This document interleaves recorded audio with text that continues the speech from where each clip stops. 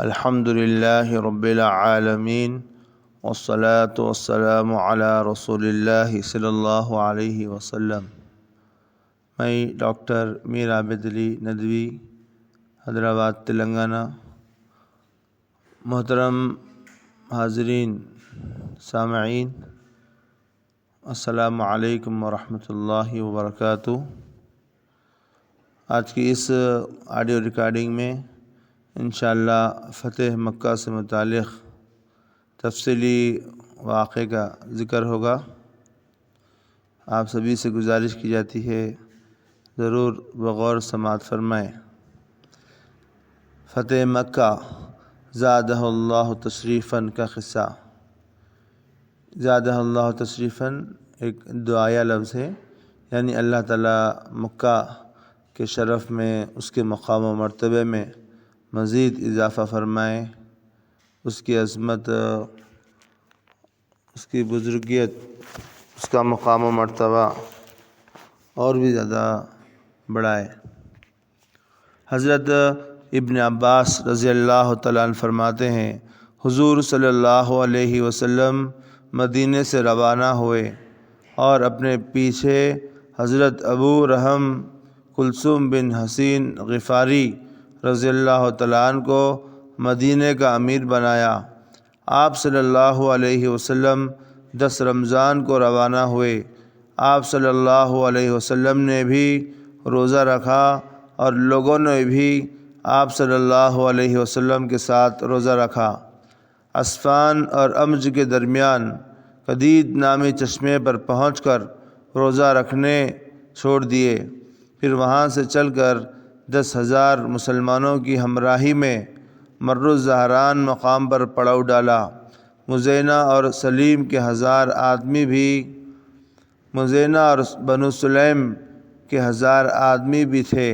ہر قبیلہ سامان اور ہتھیار سے لیس تھا۔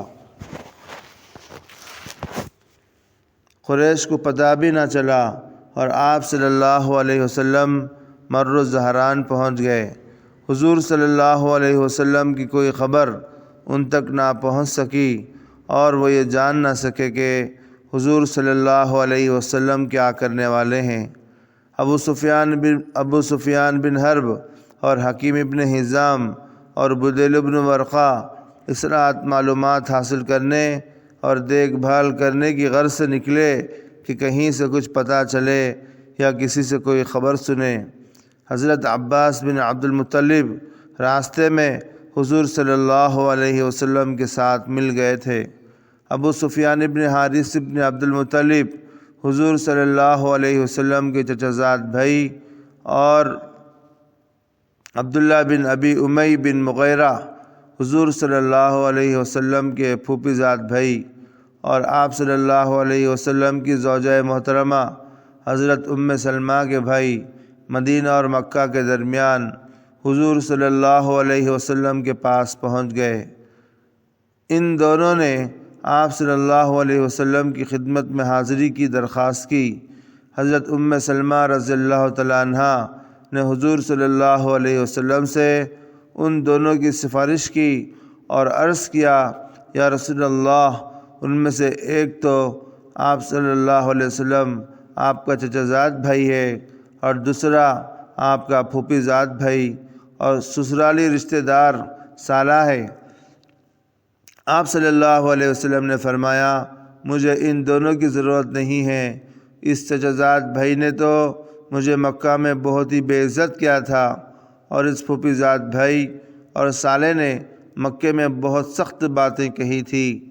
جب ان دونوں کو حضور صلی اللہ علیہ وسلم کے اس جواب کا پتہ چلا تو ابو سفیان کی گود میں اس کا ایک چھوٹا بھائی تھا، تو اس نے کہا، یا تو حضور صلی اللہ علیہ وسلم مجھے اپنی خدمت میں حاضری کی اجازت دے دیں، نہیں تو میں اپنے اس بیٹے کی انگلی پکڑ کر جنگل کو نکل جاؤں گا اور وہیں کہیں بھوکے پیاسے ہم دونوں مر جائیں گے۔ جب یہ بات حضور صلی اللہ علیہ وسلم تک پہنچی تو آپ صلی اللہ علیہ وسلم کو ان دونوں پر ترس آ گیا۔ آپ صلی اللہ علیہ وسلم نے ان دونوں کو آنے کی اجازت دے دی وہ دونوں حاضر خدمت ہو کر مسلمان ہو گئے۔ جب حضور صلی اللہ علیہ وسلم مر الزہران میں ٹھہرے ہوئے تھے تو حضرت عباس رضی اللہ تعالیٰ نے کہا، ہے قریش کی ہلاکت، ہے قریش کی ہلاکت! اگر حضور صلی اللہ علیہ وسلم مکہ میں فاتحانہ داخل ہوئے اور مکہ والوں نے حضور صلی اللہ علیہ وسلم سے امن طلب نہ کیا تو قریش ہمیشہ کے لیے ختم ہو جائیں گے۔ حضرت عباس رضی اللہ تعالیٰ عنہ فرماتے ہیں کہ میں حضور صلی اللہ علیہ وسلم کے سفید خچر پر سوار ہو کر چلا، یہاں تک کہ میں عراق مقام پر پہنچ گیا۔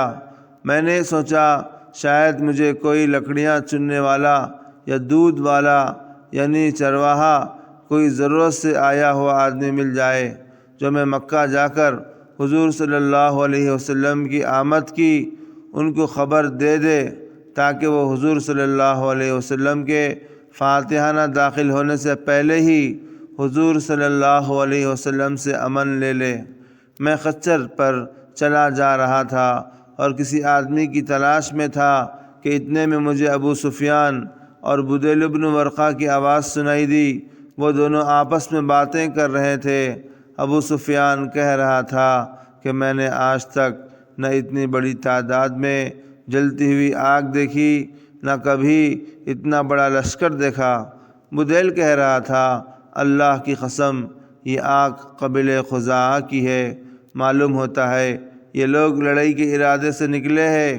ابو سفیان نے جواب دیا کہ خزاعہ کی تعداد اتنی نہیں ہے، وہ اتنی جگہ آگ جلائیں اور ان کا اتنا بڑا لشکر ہو۔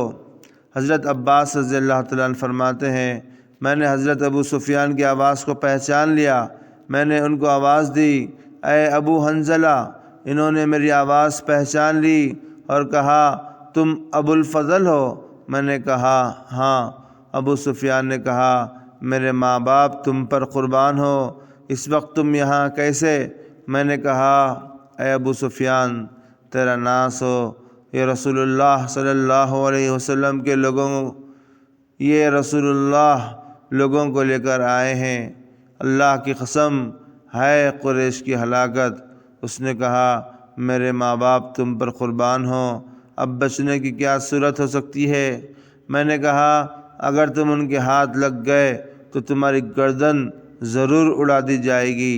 تم میرے ساتھ اس خچر پر سوار ہو جاؤ تاکہ میں تمہیں حضور کی خدمت میں لے جا کر تمہیں ان سے امن دلوا دوں۔ چنانچہ ان دونوں ساتھی تو واپس چلے گئے اور وہ میرے پیچھے سوار ہو گئے۔ ابو سفیان کو تیزی سے لے کر چلا۔ جب بھی مسلمانوں کی کسی آگ کے پاس سے گزرتا وہ پوچھتا یہ کون ہے، لیکن حضور صلی اللہ علیہ وسلم کے خچر کو دیکھ کر کہتے، یہ تو حضور صلی اللہ علیہ وسلم کے چچا خچر پر جا رہے ہیں۔ جب بھی مسلمانوں کی کسی آگ کے پاس سے گزرتا وہ پوچھتے یہ کون ہے، لیکن حضور صلی اللہ علیہ وسلم کے خچر کو دیکھ کر کہتے، یہ تو حضور صلی اللہ علیہ وسلم کے چچا خچر پر جا رہے ہیں۔ یہاں تک کہ میں حضرت عمر بن خطاب رضی اللہ تعالیٰ عنہ کی آگ کے پاس سے گزرنے لگا۔ حضرت عمر رضی اللہ تعالیٰ عنہ نے پوچھا، یہ کون ہے؟ اور کھڑے ہو کر میرے پاس آ گئے۔ جب انہوں نے میرے پیچھے خچر پر ابو سفیان کو دیکھا تو کہنے لگے، یہ تو اللہ کا دشمن ابو سفیان ہے۔ اللہ کا لاکھ لاکھ شکر ہے کہ اس نے مجھے تم پر قابو دے دیا، اور اس وقت ہمارا تمہارا کوئی معاہدہ بھی نہیں ہے۔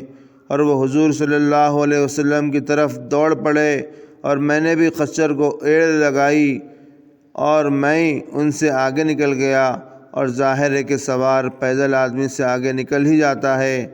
آگے جا کر میں خچر سے کود پڑا اور حضور صلی اللہ علیہ وسلم کی خدمت میں پہنچ گیا۔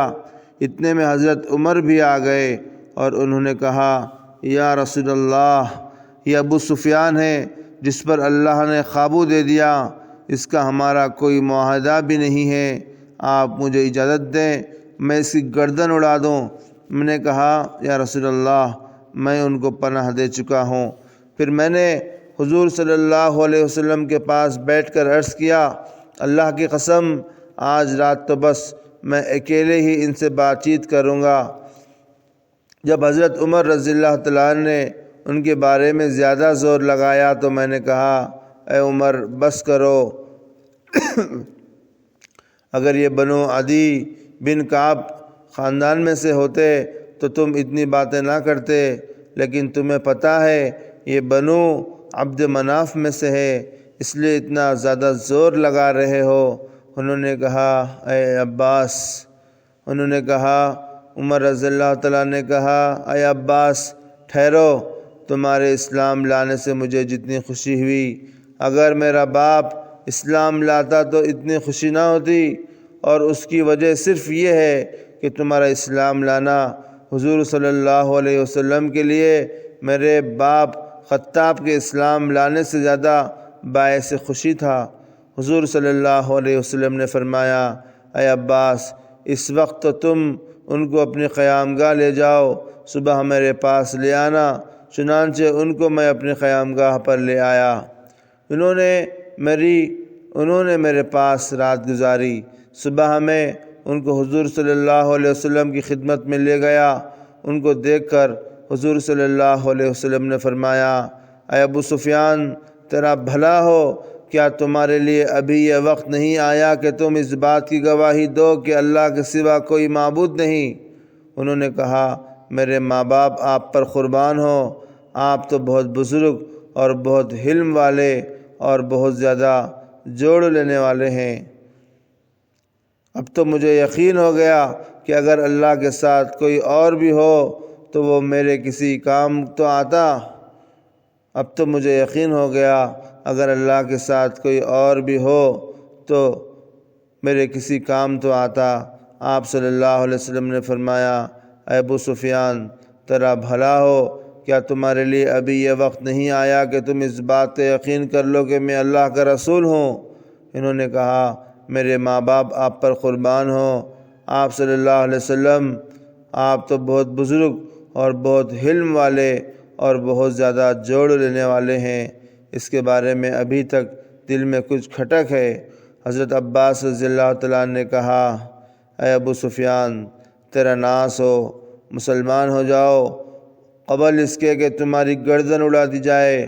تم کلمہ شہادت اشہد ان لا الہ الا اللہ و اشہد ان محمدن رسول اللہ پڑھ لو۔ چنانچہ ابو سفیان نے کلمہ شہادت پڑھ لیا اور مسلمان ہو گئے۔ میں نے کہا، یا رسول اللہ، یہ ابو سفیان اپنے لیے اعزاز و افتخار پسند کرتے ہیں، ان کو آپ کوئی خاص رعایت دے دیں۔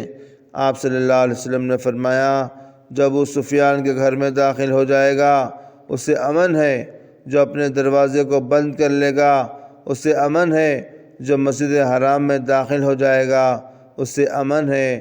جب حضرت ابو سفیان واپس ہونے لگے تو حضور صلی اللہ علیہ وسلم نے فرمایا، اے عباس ان کو لے جا کر وادی میں اس جگہ کھڑا کر دو جہاں پہاڑ کا کچھ حصہ ناک کی طرح سے آگے نکلا ہوا ہے۔ وہ جگہ پہاڑوں کے درمیان تنگ تھی تاکہ یہ وہاں سے تمام مسلمانوں کے لشکروں کو گزرتے ہوئے دیکھیں۔ چنانچہ میں نے ان کو لے کر گیا اور وادی کی اس تنگ گھاٹی میں لے جا کر کھڑا کر دیا جہاں حضور صلی اللہ علیہ وسلم نے فرمایا تھا۔ وہاں سے قبائل اپنے جھنڈے لے کر گزرنے لگے۔ جب بھی کوئی قبیلہ گزرتا تو ابو سفیان پوچھتے کہ یہ کون لوگ ہے اے عباس؟ میں کہتا یہ بنو سلیم ہے۔ وہ کہتے مجھے بنو سلیم سے کیا واسطہ؟ پھر کوئی قبیلہ گزرتا، وہ کہتے یہ کون لوگ ہے؟ میں کہتا یہ مزینہ ہے۔ وہ کہتے مجھے مزینہ سے کیا واسطہ؟ یہاں تک کہ تمام قبیلے گزر گئے۔ جو بھی قبیلہ گزرتا وہ پوچھتے یہ کون لوگ ہے؟ میں کہتا یہ بنو فلاں ہیں۔ وہ کہتے ان سے مجھے کیا واسطہ؟ یہاں تک کہ حضور صلی اللہ علیہ وسلم لوہے سے لیس سیاہ دستے میں گزرے، ان میں مہاجرین اور انصار تھے۔ ان کی آنکھوں کے علاوہ اور کچھ نظر نہ آتا تھا، یعنی سب نے خود اور زرہیں پہن رکھی تھی، جنگی لباس پہن رکھا تھا اور ہر طرح کے ہتھیار لگا رکھے تھے۔ انہوں نے ہر طرح کا ہتھیار لگا رکھے تھے۔ انہوں نے حیران ہو کر کہا، سبحان اللہ، یہ کون لوگ ہیں اے عباس؟ میں نے کہا، یا رسول اللہ صلی اللہ علیہ وسلم، یا رسول اللہ صلی اللہ علیہ وسلم، یہ رسول اللہ صلی اللہ علیہ وسلم ہیں، مہاجرین اور انصار کے ساتھ تشریف لا رہے ہیں۔ انہوں نے کہا، اے ابو الفضل، اللہ کی قسم، ان سے مقابلے کی کسی میں ہمت اور طاقت نہیں ہے۔ آج تو تمہارے بھتیجے کی بادشاہیت بہت بڑی ہو گئی ہے۔ میں نے کہا، یہ بادشاہیت نہیں ہے، یہ نبوت ہے۔ انہوں نے کہا، ہاں، یہی نبوت ہی صحیح۔ میں نے کہا، اب تو اپنی قوم کی جا کر فکر کرو۔ چنانچہ وہ گئے اور مکہ میں پہنچ کر اونچی آواز سے یہ اعلان کیا، اے قریش، یہ محمد تمہارے ہاں اتنا بڑا لشکر لے کر آ رہے ہیں جس کا تم مقابلہ نہیں کر سکتے، لہٰذا جب ابو سفیان کے گھر داخل ہو جائے اسے امن مل جائے گا۔ اس اعلان پر غصہ ہو کر ان کی بیوی ہندہ بنت عتبہ نے کھڑے ہو کر کہا، ان کی مونچھیں پکڑ لی اور کہنے لگی، اس کالے کلوٹے کمینے کو قتل کر دو، ان کو تو تم دشمن کی جاسوسی کے لیے بھیجا گیا تھا، یہ تو بڑی بری خبر لانے والا ہے۔ انہوں نے کہا، تمہارا ناس ہو، اس عورت کی باتوں سے دھوکے میں نہ آ جانا، کیونکہ حقیقت یہی ہے کہ محمد صلی اللہ علیہ وسلم ایسا لشکر لے کر آئے ہیں جس کا تم مقابلہ نہیں کر سکتے۔ جب ابو سفیان کے گھر داخل ہو جائے گا اسے امن مل جائے گا۔ لوگوں نے کہا، تیرا ناس ہو، کیا تمہارا گھر ہم سب کو کافی ہو جائے گا؟ انہوں نے کہا، جو اپنا دروازہ بند کر لے گا اسے بھی امن ہے، اور جو مسجد حرام میں داخل ہو جائے گا اسے بھی امن ہے۔ یہ سن کر تمام لوگ اپنے گھروں اور مسجد کو دوڑ پڑے۔ ابن عساکر نے بھی واقعی کے حوالے سے حضرت عبداللہ ابن عباس رضی اللہ تعالیٰ عنہ سے طبرانی کی پچھلی حدیث جیسی حدیث نقل کی ہے،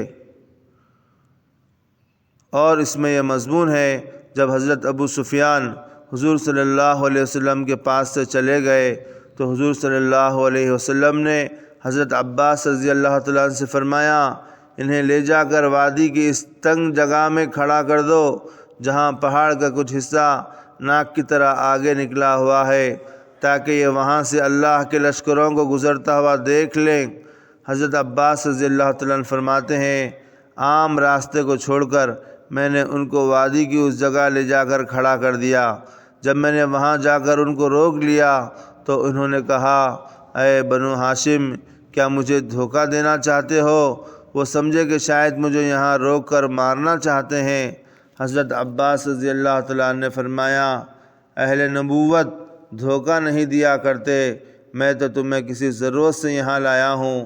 حضرت ابو سفیان نے کہا، تم نے مجھے شروع میں کیوں نہیں بتایا کہ تم مجھے کسی ضرورت سے یہاں لانا چاہتے ہو،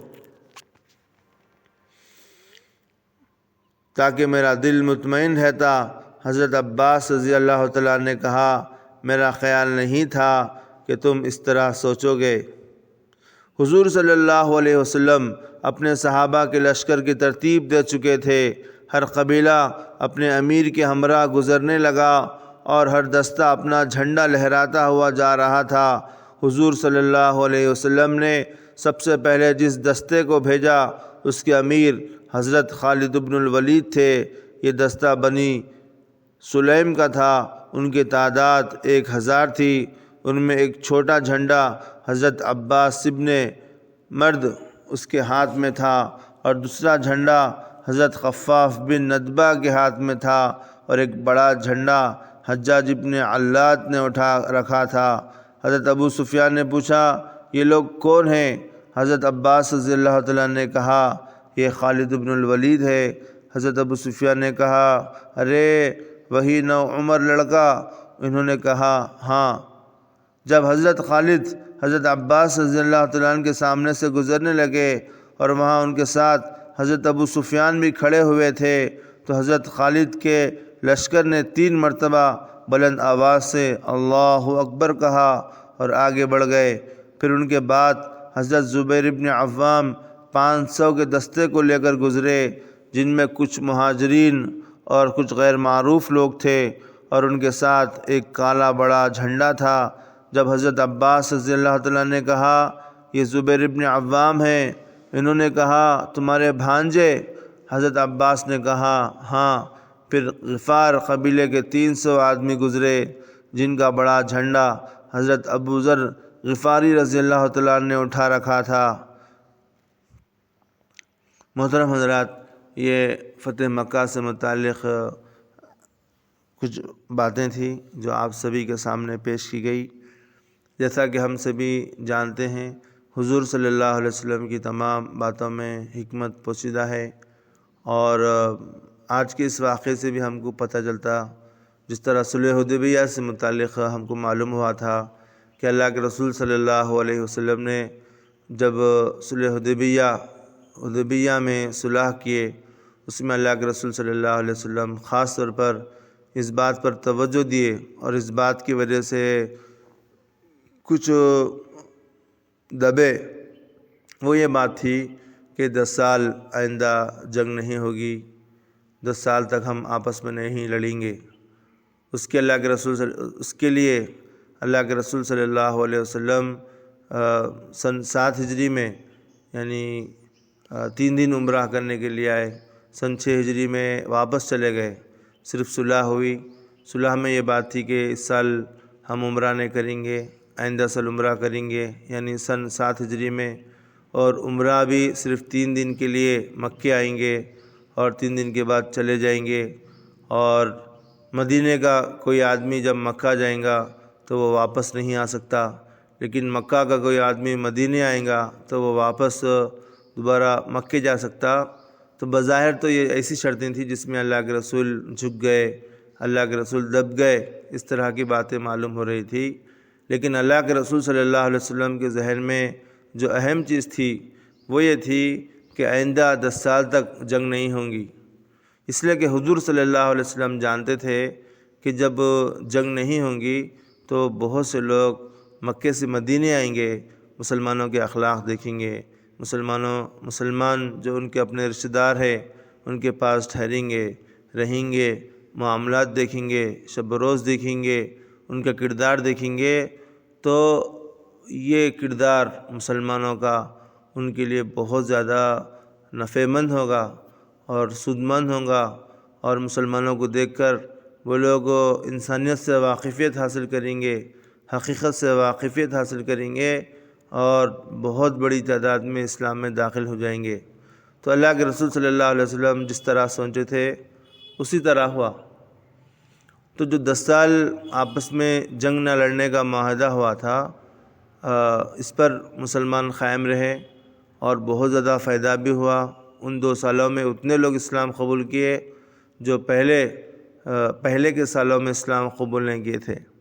لیکن اس میں بنو خزاعہ اور بنو خزاعہ کا جو معاہدہ ہوا تھا، اس میں یہ بھی بات تھی کہ مسلمانوں کے ساتھ اگر کچھ قبائل رہنا چاہتے تو وہ رہ سکتے، اور قریش کے ساتھ اگر کچھ قبائل رہنا چاہتے تو رہ سکتے۔ تو اس میں ایک قبیلہ تھا بنو خزاعہ جو مسلمانوں کی طرف تھا، اور بنو بکر ایک قبیلہ تھا جو قریش کی طرف، مشرکین کی طرف تھا۔ تو بنو بکر کے لوگ بنو خزاعہ پہ حملہ کیے، اور جو 10 سال جنگ نہ لڑنے کا معاہدہ تھا اس معاہدے کو توڑ دیے۔ تو اللہ کے رسول صلی اللہ علیہ وسلم معاہدے کی خلاف ورزی کرنے پر اللہ کے رسول صلی اللہ علیہ وسلم مکہ یعنی قریش کے خلاف اور مشرکین مکہ کے خلاف یہ قدم اٹھائے کہ اب ہم کو ان سے جنگ کرنا ہے، اس لیے کہ یہ لوگ معاہدہ توڑ دیے۔ تو اللہ کے رسول صلی اللہ علیہ وسلم مکے کے لیے 10,000 کا لشکر لے کر نکلے۔ یہ سن 8 ہجری کی بات ہے۔ تو اللہ کے رسول صلی اللہ علیہ وسلم مکے کی طرف جو لشکر لے کر نکلے اس میں مسلمانوں کی تعداد 10,000 تھی۔ تو اللہ کے رسول صلی اللہ علیہ وسلم کسی سے نہیں کہے کسی سے نہیں بتلائے کہ ہم کو کہاں جانا ہے، کن سے لڑنا ہے، صرف یہ بتلائے کہ ہم کو جنگ کی تیاری کرنا ہے، اور تمام قبائل کو حکم دے دیا گیا کہ تم تیار رہو، تیاری کرو، اور جس وقت ہم آپ کے پاس سے گزریں گے آپ لوگ ہمارے ساتھ ہو جانا۔ تو اس طرح اللہ کے رسول صلی اللہ علیہ وسلم 10,000 کا لشکر لے کر مکہ کی طرف آگے بڑھے۔ جب مکہ اللہ کے رسول صلی اللہ علیہ وسلم پہنچے، جہاں پر اللہ کے رسول صلی اللہ علیہ وسلم پڑاؤ ڈالے، ابھی ہم سن چکے کہ ابو سفیان اور دیگر جو مکہ کے لوگ ہیں وہ لوگ گشت کرنے کے لیے نکلے، رات میں پیٹرولنگ کے لیے نکلے۔ تو جب لشکر پر ان کی نگاہ پڑی تو وہ لوگ بالکل پریشان ہو گئے، اس لیے کہ اللہ کے رسول صلی اللہ علیہ وسلم ہر صحابی سے یہ کہے تھے کہ تم چولہا لگانا۔